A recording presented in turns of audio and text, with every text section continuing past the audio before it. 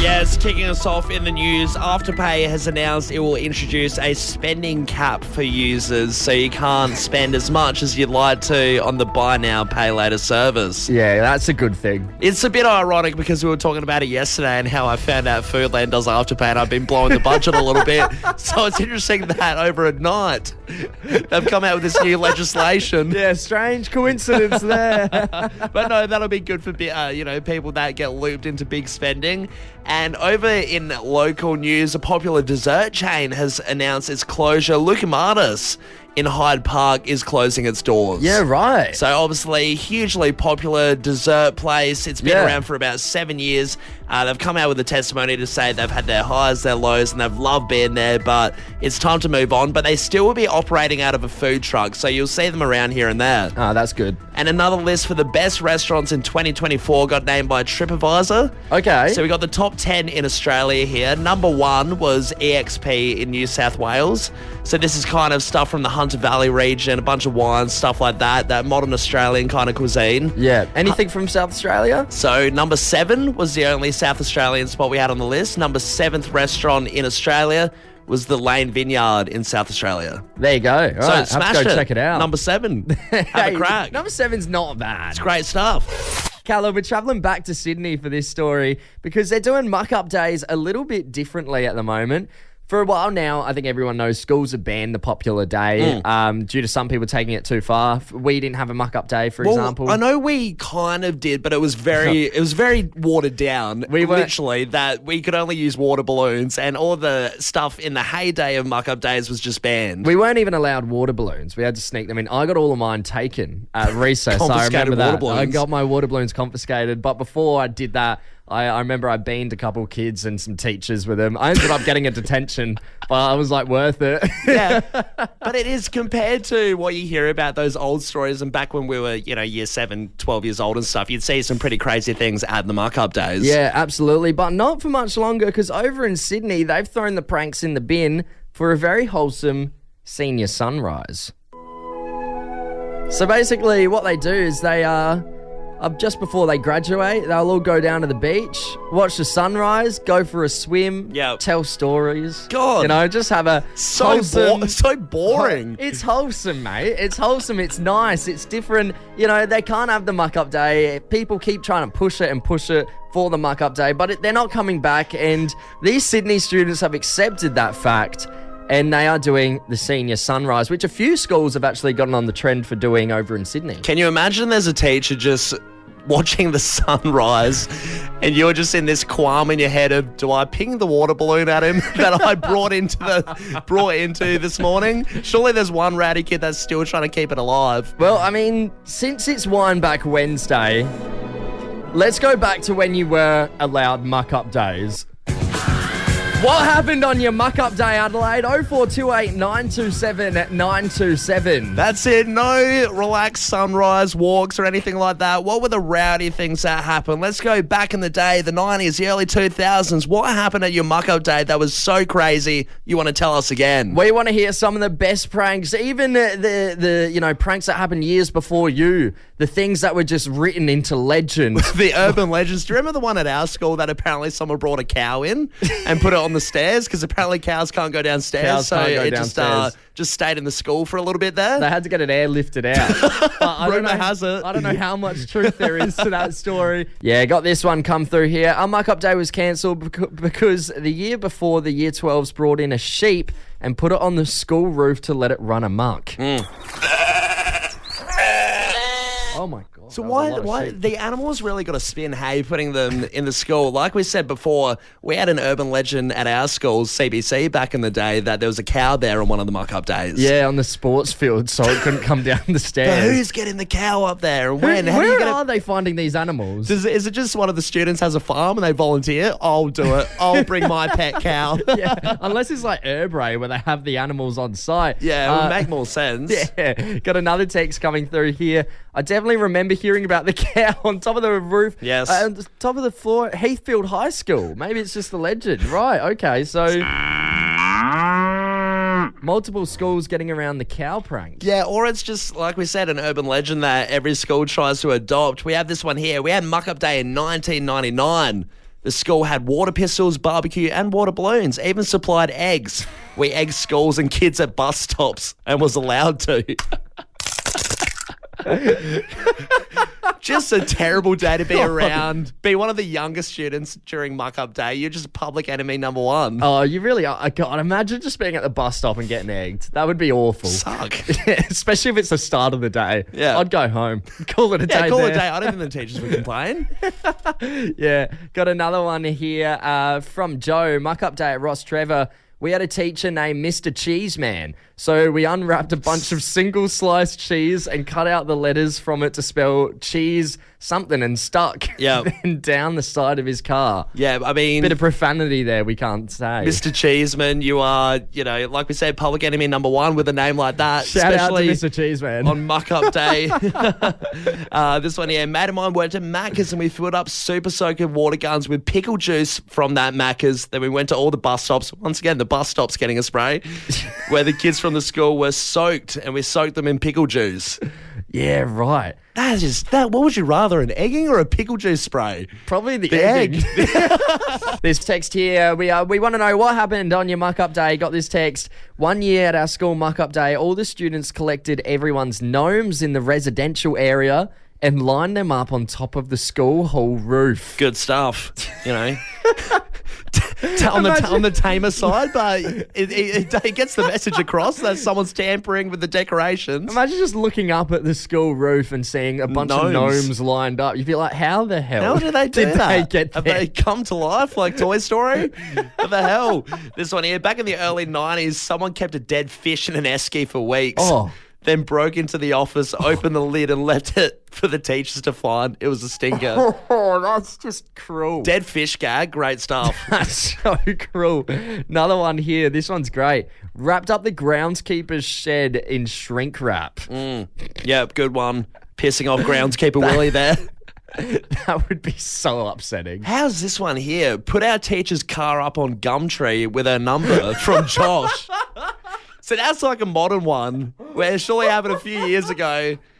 Muck Up Day was cancelled at that point. Bringing technology into it. Hey, great one. She would have been, getting buzzed all the time. How about this one? This person wants to stay anonymous, Callum. Yes. But they've said, my Muck Up Day was canned when the school was evacuated due to a fire threat.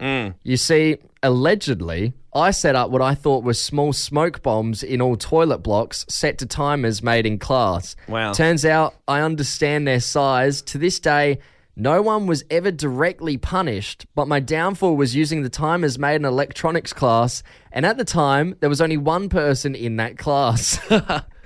So, in the end, no one admitted to it, and we all got suspended, but it was worth it. Yeah, that's your little blunder there. Just forgetting who's actually in the class. Tom, we love a good scientific discovery on the show, and we especially like the silly ones that make us laugh. Yes, men of science. Yeah, exactly right. It makes us feel smart. This one is about hands. Hands. So there's been a new study to come out pretty much saying that you can detect whether someone is male or female just by the odor of their hands. What? And there's a little bit more to it, I guess. There's different scientific study and using chemicals and things like that. But at the crux of it, really, you can tell a man or a woman by the odor of their hands if you were to give it a sniff and you have a great nose. It just smells like a hand. It checks out. I'm still a man. And my hands still smell the same. These scientists are onto good stuff. But yeah, there's one like aspect of it though that is really appealing, and they're saying that the police kind of network and the police system really want to start implementing this. No, well, surely cops sniffing hands. Well, surely they're going for the more scientific route and using the chemical swabs and stuff. They're not just getting people in a line. Yeah, you get pulled over. Hands, please. Yeah, what? Yep, you're good to go. Dating, Yep. already pretty hard, right? That's Sure. hard enough. So it doesn't help when we read these horror stories of dates gone just so wrong. You don't hear of any of the good dates. Why would a news Why would company be like, the news. Julie, 25 years old, had a great time. Coffee date went so well. To be fair, yeah, it's not very captivating news, No. is it? But this date, I think this bloke on this date could be the stingiest guy in Australia. God, that's not what you want. Nah. That's not what you want to roll out of bed and wake up to when you look at the news in the morning. So what happened was this girl, Emily, met a bloke on a Sydney beach, right? Yeah. And he asked her out and she obliged. So they went for some coffee. Date didn't go great. Nothing, it didn't go badly. It just like there was no spark there. So Emily sends a text to him being like, hey, thanks so much for the date. Yeah. It was fun. Just didn't really feel a spark though. Happy to stay friends. And the guy agreed. He sent a text being like, yeah, agreed. Yeah, we're just too different. Yeah, cool. You know? Smooth. But after that, after they're being civil, he follows up with another message and he goes, P.S.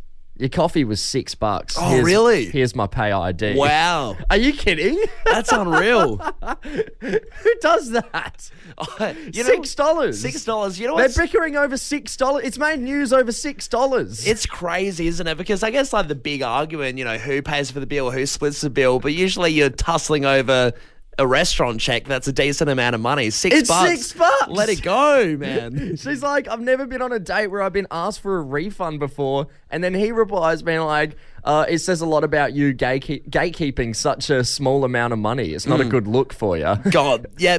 I'll tell you what's not a good look. Asking for $6. You know what's crazy? I've heard about this with a date before as well. A mate of mine went on one and they shared an Uber at the end of the night, went out for a few drinks.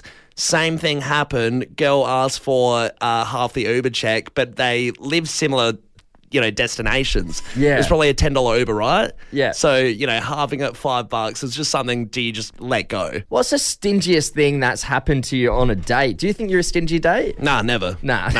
Always pay I the wouldn't bill. admit it if I was. That's to all you out there listening. Never stingy. Hey, we got our producer Erin in the studio with us right now. Erin, what do you think about this? Would you pay that back if you got asked?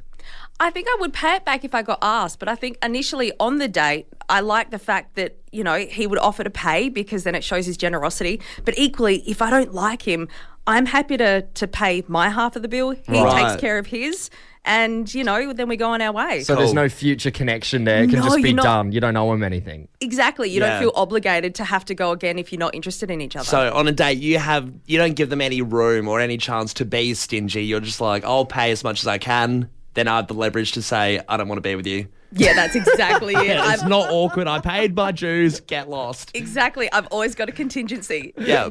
Adelaide, we want to hear some of your stingiest dates. Jason here text in, my ex-wife took me to Melbourne for my 40th, didn't get a present. She shopped for herself and it cost me Holy hell. $5,400 for 3 days. Jeez.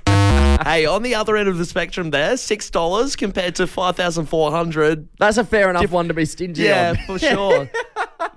This one here, Sarah's texted in. This reminds me of this bloke sending me a text after our date asking for money he used to buy my ice cream. Nope.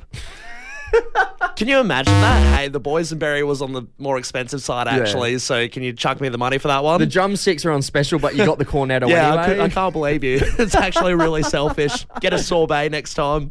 Another text here. Morning, boys. So I've never admitted this, but I used to re-gift the flowers work would give us for Valentine's Day to my girlfriend Yes. that night. Got away with it for 3 years in a row, lol. You know what? If they're there, though, I'd say that's a little bit clever. If you're getting given the flowers and you don't want them, yeah. I feel like there's a moral loophole on that one. There's something wrong about it. There's something that really feels This guy's wrong a bit about off. it. So there, g'day Fresh Brekkie team. Got to stitch myself up here. When I was a bit younger and didn't have too much money, I used to go on a lot of lunch dates where I'd get this girl to pay for my lunch. Used to go on 2 to 3 dates a week from P. Are they all different people? That's a higher stat, 2 I to 3 suppose times. You couldn't just keep using the same person, could you? You have to wonder They'd whether cotton on. Exactly. You have to wonder whether Pete's in it for the relationship game or even the dating aspect, or if he just loves a lunch. I don't even think he wants a girlfriend. Oh, and where are you going for lunch? Are you going? Yeah. Are you like trying to go to take them to cheap places so they're not too out of pocket? Or I are you reckon- going to like a fancy restaurant? I reckon when you start getting good at the craft and you're hitting those numbers 2 to 3 times a week, you're going to good restaurants. Oh, gee, here we come. Got this text here. Went on a second date with this girl. I went to call her phone because she'd lost it. My name literally came up as Stingy Chris. Shouldn't have made her pay the bill on the first date. It's a bad way to find out. Yeah, Chris, maybe not. Tom, a big story has come out because it is so insane. It is absolutely huge, and it involves this lady, and it's taken the media by storm. She was over at her friend's house. She's about to give birth, right? She's on the brink. So she's far into her pregnancy. Very, very far, so really busting out. And she's just hanging out at her friend's house. Yeah, at her friend's house, right? All of a sudden, the unthinkable happens, and she starts going into labour. Right. And it's obviously, a bit of a... It's a precarious situation. She's at her friend's house. It's not near the hospital. This is pretty early as well. This is before a due date. Yeah, exactly. So it's unexpected gone into labour. No, so she doesn't have a partner around or anything to do the quick drop off to the hospital and things Can't like her that. friend?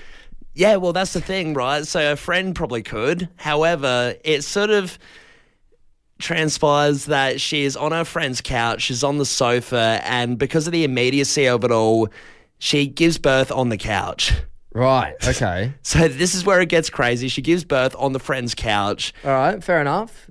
And it's a great moment. Obviously, it was handled quite well. Yeah. Everything is all good. Won't go into the details, but the baby, is absolutely fine. Healthy and it was a baby. really nice moment. Good news. She then obviously goes home, checks in with the doctors. She's safe with the baby at home until her friend rings up, the one whose house it was, Yeah. and says, "You owe me for the cleaning of the couch." Right. Oh, she sent her a bill. She sent her a bill saying, "Hey, look, I really think it's a great moment between you two, obviously, but the couch is kind of ruined."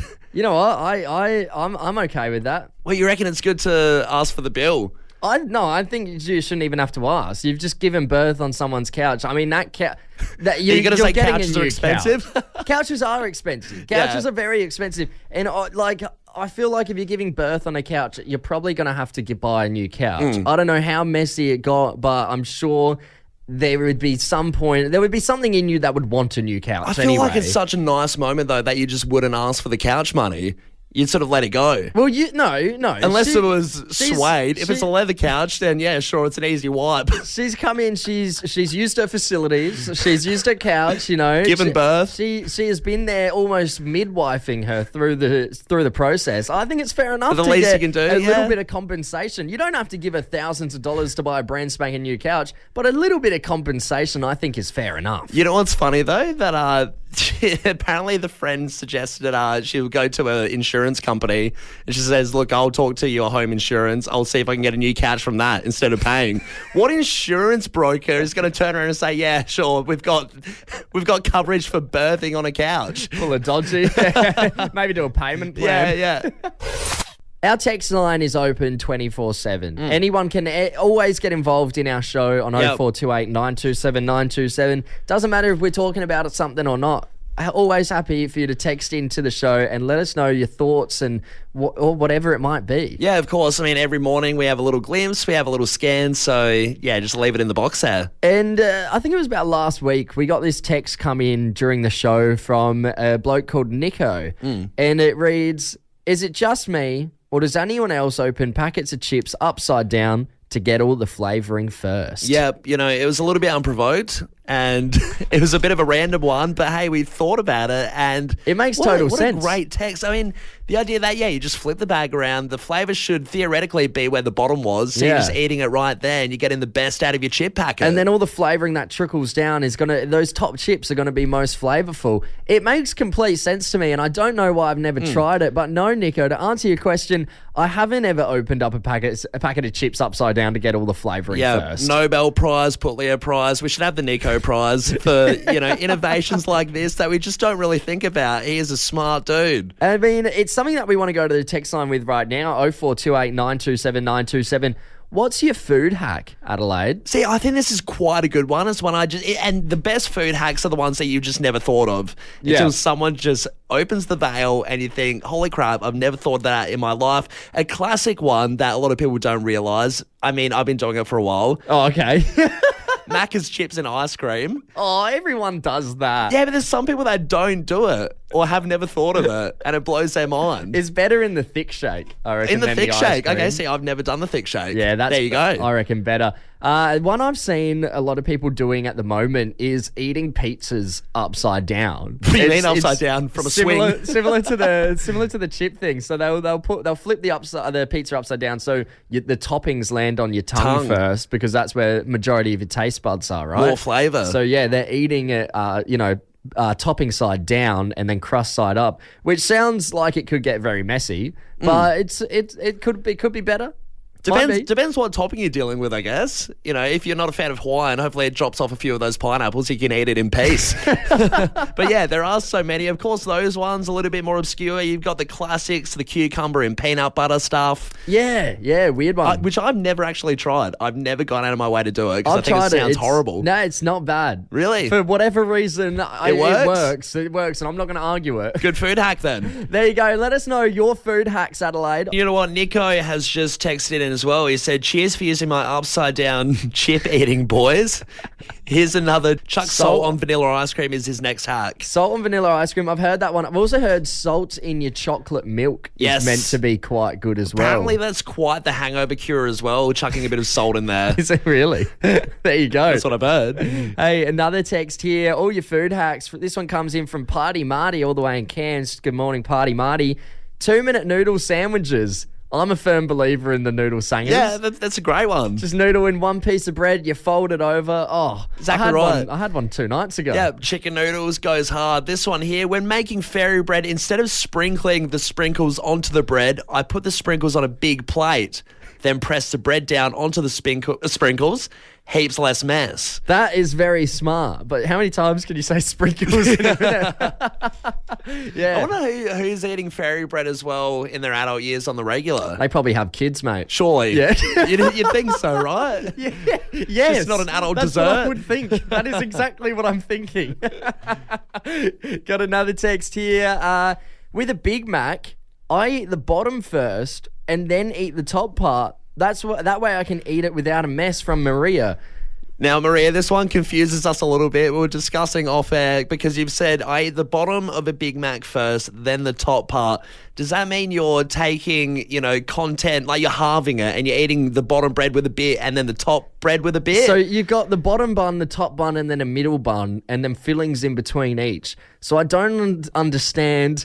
Are you taking the top off with the fillings and then you're missing a bit of bun anyway? It's absolutely way. blown our minds. So if Maria is still around, if someone can confirm what the hell she means, that'd be great. Unfortunately, our text line is, our phones are still broken, so we can't call Maria up and get more answers. But Maria, if you can text through a little bit more in-depth explanation what you mean by that. Please do. I do love a Big Mac. And this is emergency protocol. If there's a better way to eat a Big Mac, I want to know about it. And they are very, very messy. Yes, this one here. Dilute crunchy peanut butter in boiling water. Okay. Stir through your scrambled eggs.